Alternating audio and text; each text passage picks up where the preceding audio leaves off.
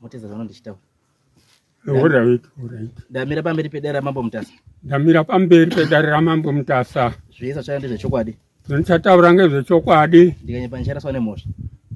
Ndikanyepa ndicharapwa nemhosva. Mwari ari mubatsiri wangu. Mwari ari mubatsiri wangu.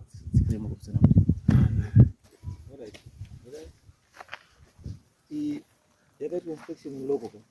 Inspection local. Ndoda report inspection report.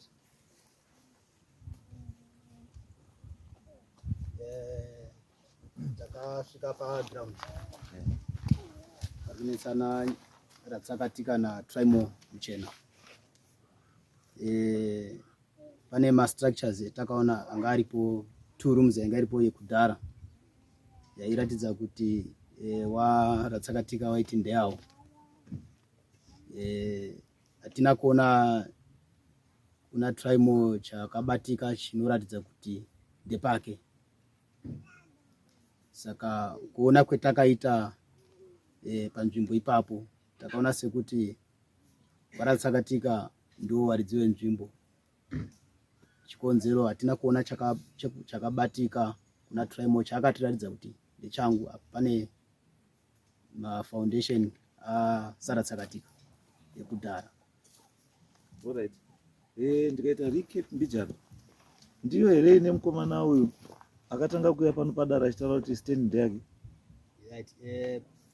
Achitanga kuuya Trimo. Yes. Akati stand ndeyake. Yes. Azobvunzwa nedare akazoti no stand haisi baba. Ndeya baba. Baba wacho yekubocha. Ndiyo yekubocha. Yes. Akauya. Yeah. Akasvika pano baba yekubocha akataura kuti stand haisi yake. Haisi yangu. Baba akapa kumuning'ina. Akapa muning'ina. I remember nchipa instruction yekuti muning'ina wacho akapiwa stand. Ainzi aigara kwaMutare ndizvo. Chita uye panapo. Akauya here. Ndodara kuti pano. Ndimuri muridzi westand. Alright. So it means kuti zvatoda kunzwa. Because ini chandisingadi kana tiri kuya kudare hatisi kuya kurwa. Asi toda kuti tutaura nechokwadi nekugadzirisana kuti vanhu musaremwe kuti sei muri kuwirirana. It's not an issue yekuti ndofanira kubva kudare ndahwina. Ayo haisi issue yekuhwina ba. Asi issue yekuti pauya kudare wagadziriswa here. Ubve panapa wa munhu ari kwaye.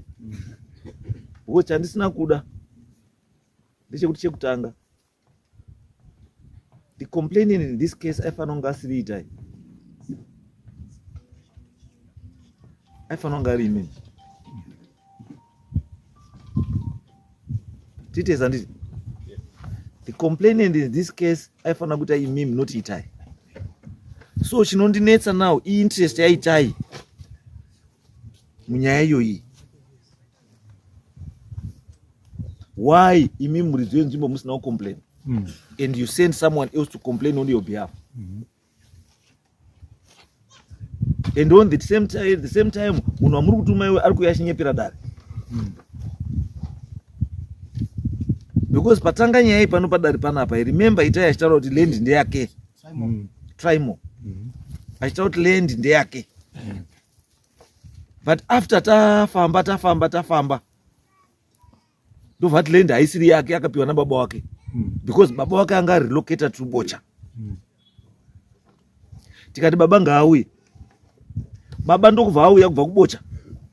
Ndobva asvika padare panapa. Baba ndobva dara land haisiri yani yangu. Ndakatoipawo munhu. Andizvo? Munhu aitawa nezvake ndimi.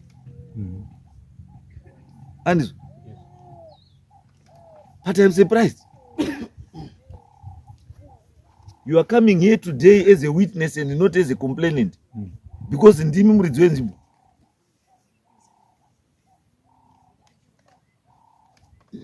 Why?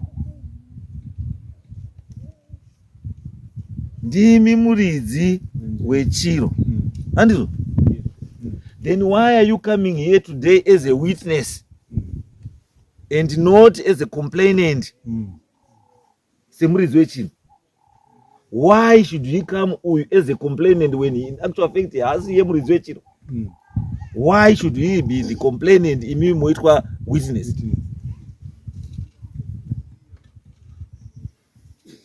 Anga mayako witness. Mayako complainer eka mayako witness.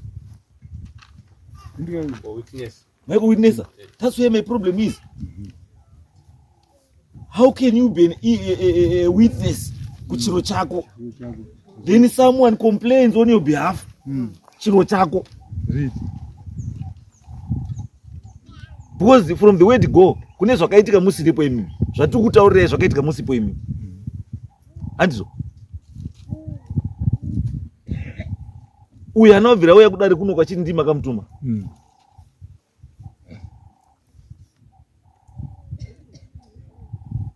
Titese. Uyu haana kubvira auya kudare rino achiti ndimi makamutuma. Wakauya achiti ndatorerwa chiro changu. Tati fambe tobva tabata kuti chiro handi chake ba. Ndokubva abvuma kuti aiwa hachisi changu ngechababa. Baba ndobva waita expense yekubva kubocha. Kuuya papi? Pano. Wasvika pano baba ndobva kuti chiro chondadaidzirwa handi changu ba. Handizo. Baba wabva waenda. Wabva wazi ngechenyu. Tobva tambokudaidzai iwe imi milasidare hamuna kuuya. Nhasi uno mauya. Asi mauya hamusi kuuya sa complainant ba. Muri kuuya sa witness. Zviri kutaurenyi. Hatidi vanhu vanouya padare pano kuuya kotenderedza dare. Kuuya kotraya kuti zvatiri kufunga kuti zvinoita pamwe zvinodii zvinoita hatidi. Handizvo hamuna power of attorney yamakapa munhu over your property.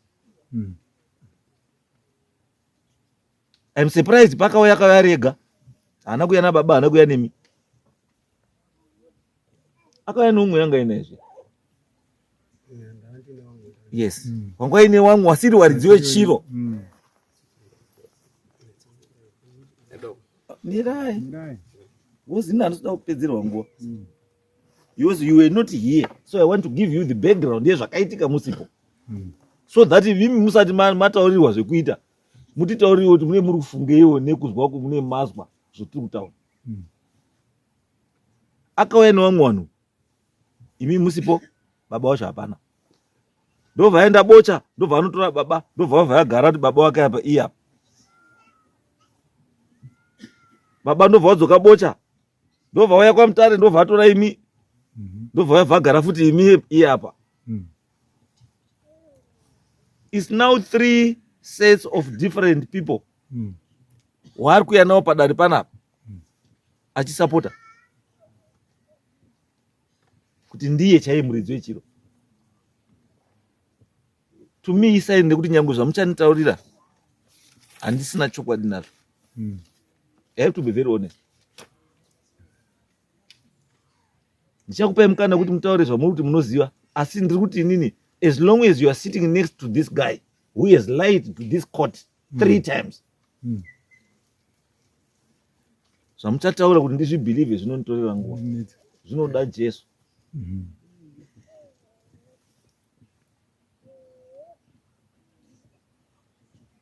Nditese mubvunzo wangu wekutanga musati ndakupai nguva ndeyekuti makambotuma here uyu kuti acomplain about your property on your behalf?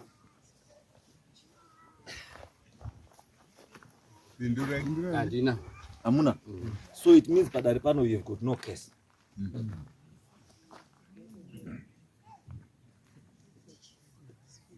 Atinopedza nguva handiti? Hamuna kutuma munhu complainer. So padare panapa hamuna chii?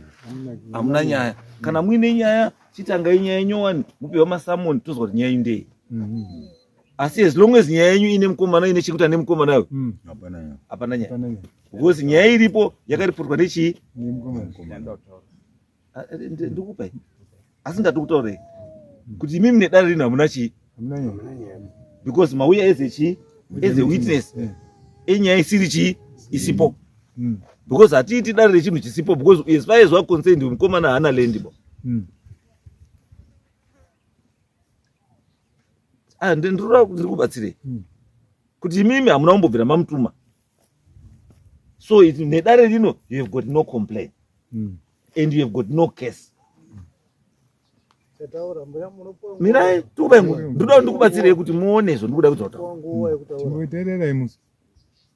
Kuti awirana kaipa kuti imimi nedare rino hamuna nyaya.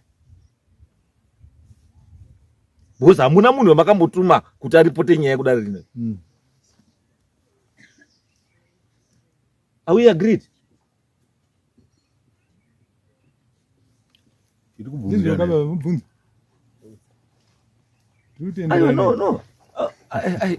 Ini ndikuona mubvunzi mupindure tobatsirana bambo. Tati imimi hamuna munhu wamakatuma ndabvunza kuti yes ndabvunza kuti imimi mune here munhu wamakambotuma kuti complain about your property on your behalf. Mukati hamudini? Hamuna. So it means kuti imimi nedare rino hamuna chi? Hamuna nyaya. Andizvo? Imimi nedare rino hamuna chi? Nyaya. Uyu akanga aisa nyaya kudare. Dare ndobva raona kuti haana chiro chaanounza kuno kudare chinoti titarise. Because haana land. Land yaanotora nezvake haisi yani? Haisi yake. Saka iye nayewo futi nedare hatisina nyaya naye.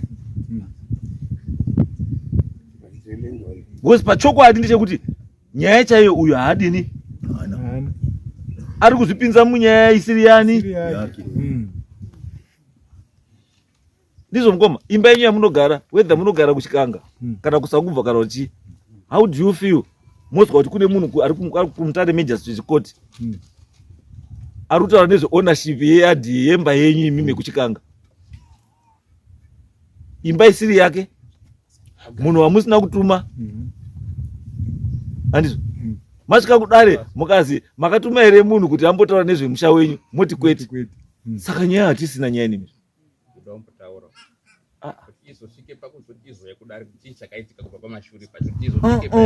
Isusu we are not worried about the background.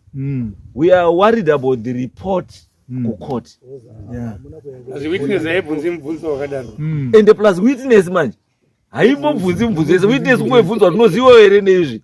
Yototi yes hongu kwete. Ikanyepa futi witness tobva taibata nemhosva yeperjury. Kupa manyepo umbo wemanyepo. Anditi saka kana muine background information for interest sake tinokwanisa kuinzwa kuseri because hainei dare. Nyaya yatati tiri kuda kudare kunoko yanga iri yemurume uyu. Saka kuuya kwenyu chatatoda kuti muite chete patakati tsvaga munhu uyu auye panapa yanga iri kuda kuprova kwaari zveshuwa kuti land handi yake. Saka the fact yekuti makagara muri tu imi ndi muridzi werendi haana chiroba. Saka yes good no case with us. Ndozvatata kamudaidzira chete. Thank you.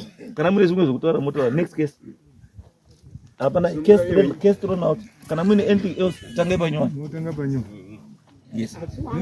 Indara land ndenyu mudhara endai mogare kumba kwenyu land ndenyu. Itai zvomuda kuita pamba penyu. Kwanga kuita mastructure pamba ipo mumunda. Iti structure ipapo pamba pasiri pake. Pato wane structure izo. Inomira inotosungwa mapedza mudhara mapiwa verdict apo. Ikutora kuti musha ndewani? Ndewenyu. Itai muchena. Haana musha. Nzvimbo isiri yake. Akaita anything ipapo anosungwa. Chibva yemapiwa tsamba iyo ikoko. Thank you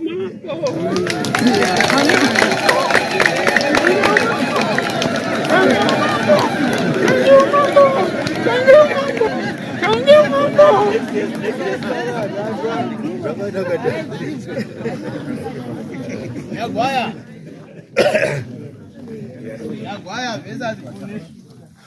Discuss TV. zvikuru